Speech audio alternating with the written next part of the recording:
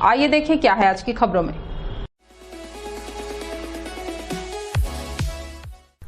मेरी आशिकी तुम ही हो, प्रेम रतन धन पायो, जग घूमिया थारे जैसा कोई नहीं, कौन तुझे यूं प्यार करेगा, दिल दिया गल्ला जैसे सुपरहिट गीतों को बॉलीवुड की स्टार सिंगर पलक मुक्षल की आवाज में सुनकर क्षेत्रवासियों ने पाली महोत्सव के पहले दिन की संध्या का खूब आनंद लिया।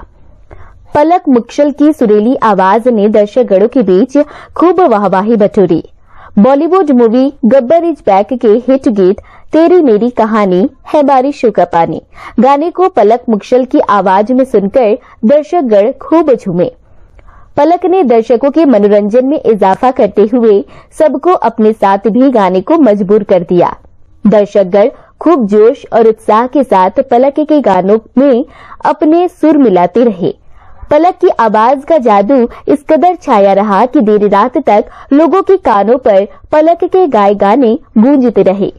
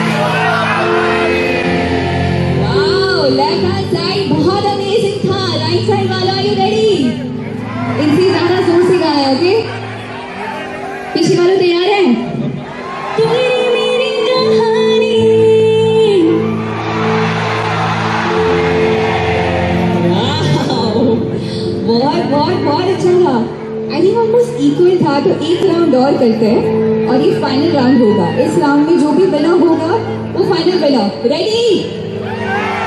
तो एक बार फिर से लेफ्ट हैंड साइड वालों, तेरी मेरी कहानी।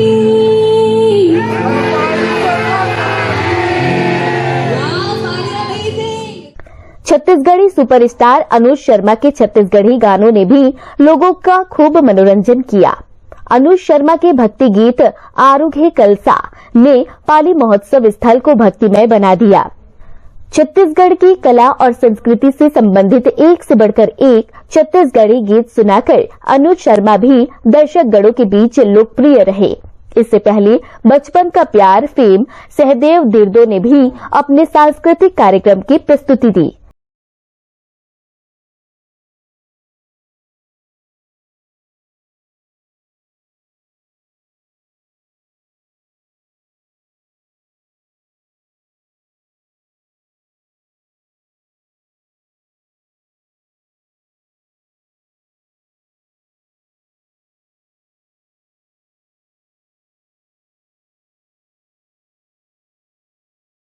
आरोग है कलसा आरोग पाती हो आरोग दिया जला जाई हो आरोग दिया जला जाई हो आरोग दिया जला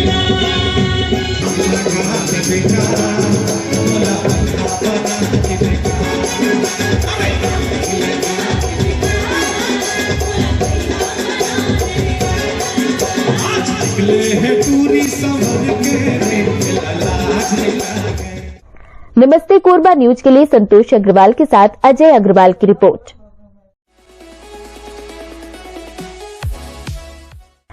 नगर निगम कॉलोनी स्थित महामृत्युंजय मंदिर में शिवरात्रि पर 3 दिवसीय कार्यक्रम का आयोजन किया गया था, जिसमें शिवरात्रि के दूसरे दिन भव्य भंडारे का आयोजन किया गया। जिसमें निगम कॉलोनी के लोगों सहित आसपास के हजारों लोगों ने प्रसाद ग्रहण किया। नगर निगम के अधिकारी ने बताया कि विगत कई वर्षों से शिव मंदिर में महाशिवरात्रि का पर्व मनाते हुए भव्य भंडारा का आयोजन किया जाता है, जिसमें नगर निगम के सभी अधिकारी सहित आसपास के जनप्रतिनिधि एवं गणमान्य लोग शामिल होकर भगवान भोलेनाथ का प्रसाद ग्रहण करते हैं। शिवरात्रि के उपलक्ष्य में 5 दिवसीय लघु रुद्र महायज्ञ होता है। उसके समापन के बाद जो है भंडारा किया जाता है। ये 2000 लोग का भंडारा होता है, हर साल होता है और इसमें आसपास के जितने नागरिक हैं सब प्रसाद ग्रहण करते हैं। पूरा आसपास जितनी कॉलोनी है आसपास शिवाजी नगर, रविशंकर नगर, ईशापाड़ी, अपना आरपी नगर, बुधवारी, काशी नगर, नगर निगम कॉलोनी, यहाँ के सभी के लोग आते हैं। नमस्ते कोरबा न्यूज के लिए अजय अग्रवाल के साथ रामकुमार यादव की रिपोर्ट।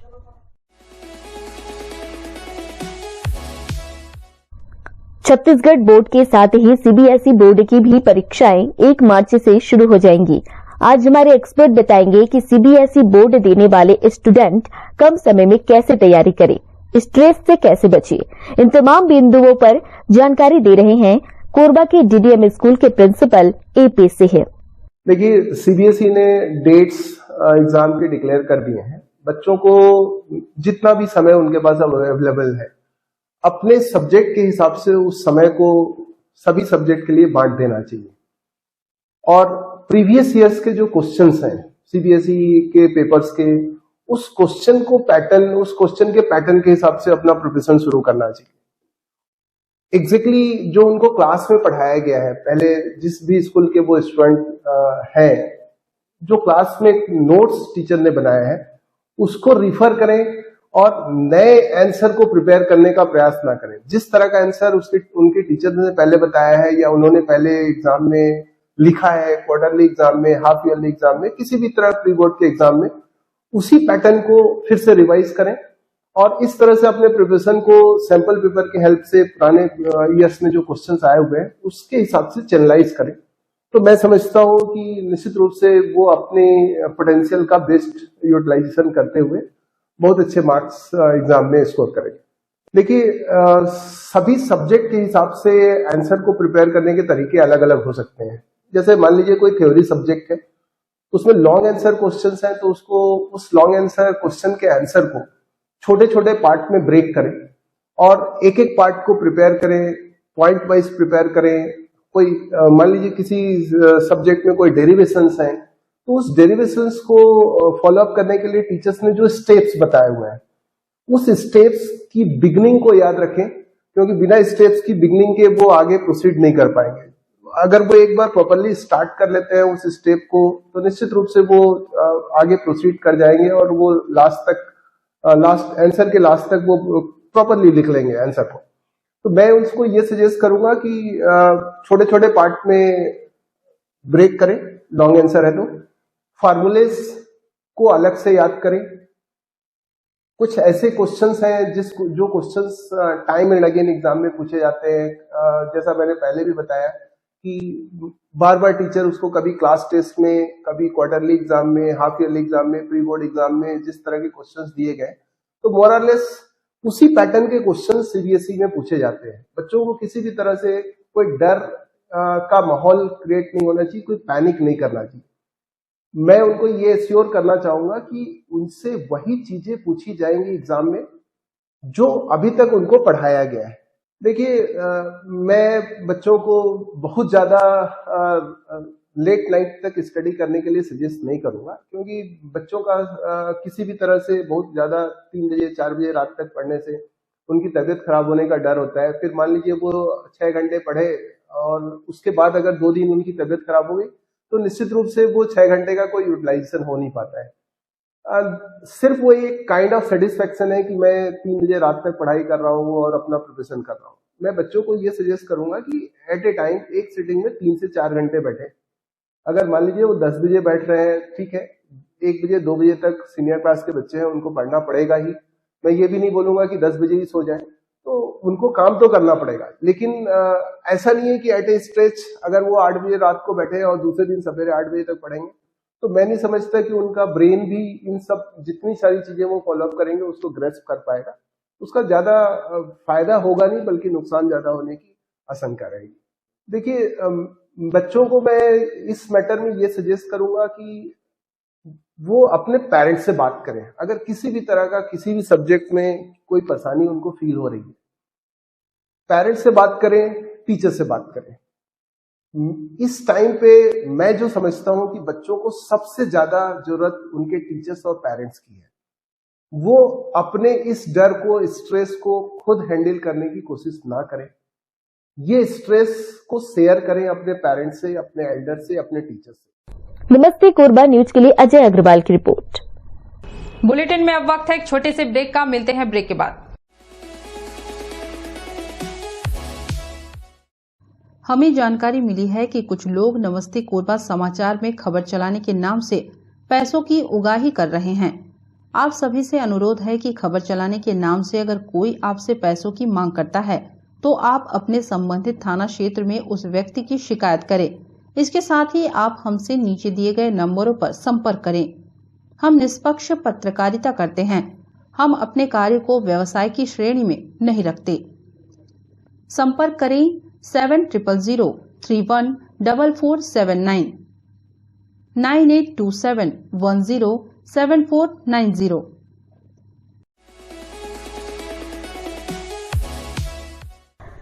महाशिवरात्रि के अवसर पर आयोजित 2 दिवसीय पाली महोत्सव के समापन समारोह में विधानसभा अध्यक्ष डॉक्टर चरणदास महंत मुख्य अतिथि के रूप में शामिल हुए। कोरबा लोकसभा सांसद ज्योत्सना महंत भी समापन कार्यक्रम में शामिल हुई। विधानसभा अध्यक्ष डॉक्टर महंत ने कहा कि बहुत खुशी की बात है कि केरा झरिया के नए ग्राउंड में पाली महोत्सव का आयोजन हो रहा है। पिछले वर्षों की तुलना में इस बार सबसे ज्यादा भीड़ है, जो कि महोत्सव की अधिक लोकप्रियता को दिखाता है। अगले साल इससे भी बड़ा भव्य आयोजन होगा। विधानसभा अध्यक्ष ने कहा कि गढ़बो नवा छत्तीसगढ़ का संकल्प मुख्यमंत्री भूपेश बघेल के नेतृत्व में पूरा हो रहा है। उन्होंने राज्य की कला संस्कृति को उजागर करने और प्रोत्साहित करने के लिए मुख्यमंत्री का आभार जताया। विधानसभा अध्यक्ष ने पाली महोत्सव के भव्य और सफल आयोजन के लिए कलेक्टर संजीव झा सहित जिला प्रशासन की पूरी टीम की तारीफ की और सभी को शुभकामनाएं भी दी। नमस्ते कोरबा न्यूज के लिए संतोष अग्रवाल के साथ अजय अग्रवाल की रिपोर्ट।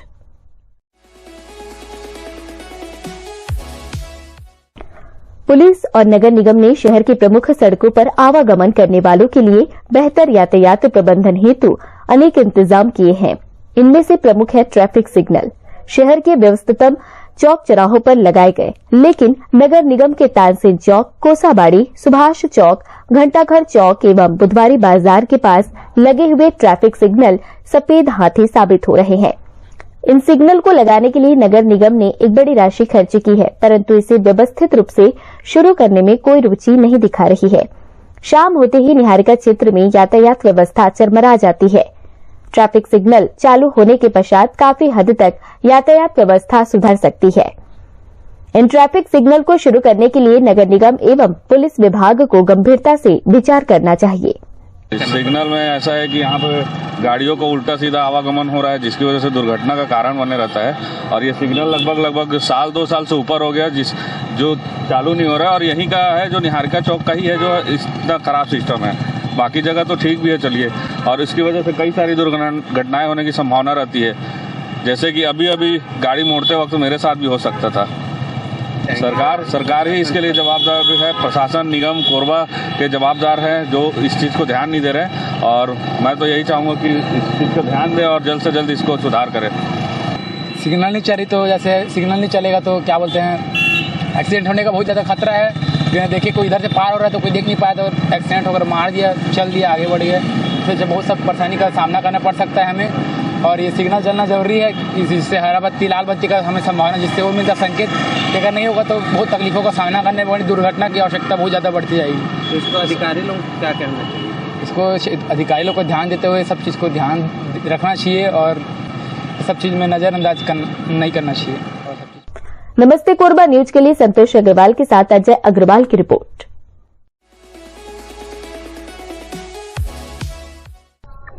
देश भर में इलेक्ट्रिक वाहनों की बाजार में तेजी आई है। छत्तीसगढ़ की ऊर्जा राजधानी कोरबा में भी इलेक्ट्रॉनिक वाहनों की डिमांड तेजी से बढ़ रही है। लोग अब पेट्रोल डीजल की गाड़ियों के मुकाबले बिजली से चार्ज होने वाली इलेक्ट्रिक व्हीकल खरीदने में रुचि दिखा रहे हैं। लोगों की माने तो उन्हें इलेक्ट्रॉनिक गाड़ी खरीदने में काफी रियायत और चलाने में काफी राहत मिल रही है।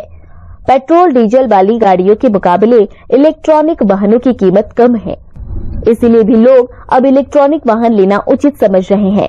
इलेक्ट्रॉनिक वाहनों में देखा जाए तो स्कूटी से लेकर 4 पहिया वाहन तक अनेक मॉडल अब मार्केट में उपलब्ध है, जिसके साथ में कई लुभावने ऑफर भी लोगों को मिल रहे हैं। पेट्रोल डीजल वाली गाड़ियों के मुकाबले चार्जिंग वाले इलेक्ट्रॉनिक वाहन की कीमत थोड़ी कम है, इसीलिए लोग इलेक्ट्रॉनिक वाहन खरीद रहे हैं। वही इलेक्ट्रॉनिक वाहनों में आने वाले अनेक ब्रांड पूरी तरह से ऑटोमेटिक है, जिससे वाहनों को चलाने में भी काफी राहत मिलती है। इलेक्ट्रॉनिक वाहन विक्रेता किशन साहू ने बताया कि इलेक्ट्रॉनिक वाहनों की बिक्री को बढ़ावा देने केंद्र और राज्य सरकार सब्सिडी भी दे रही है। औसतन एक स्कूटी पर केंद्र सरकार द्वारा 24,000 रुपए की सब्सिडी मिलती है। वहीं राज्य सरकार की भी इलेक्ट्रिक वाहनों पर 8,000 की सब्सिडी देने की योजना है। जैसे उदाहरण के तौर में मैं बता रहा हूँ, सिंगल बैटरी हमारी आती है 67 190 67 190 का एक शोरूम है, तो ओरिजिनल वो गाड़ी आती है 91 190 की, 24,000 उसमें सेंट्रल गवर्नमेंट से सब्सिडी है, तो 67 190 हो जाता है। और जो स्टेट गवर्नमेंट का अभी आया है तो उसमें लगभग जो है हम लोग वैल्यू उतना ही डाल रहे हैं, तो 8,600 उसमें आने की संभावना है स्टेट गवर्नमेंट वाले सब्सिडी में। नमस्ते कोरबा न्यूज के लिए संतोष अग्रवाल के साथ रामकुमार यादव की रिपोर्ट। के इस बुलेटिन में बस इतना ही। न्यूज अपडेट के लिए जुड़े रहें हमारे YouTube channel, Facebook, Telegram, Instagram, Twitter को सब्सक्राइब, लाइक, कमेंट करना ना भूलें। नमस्कार।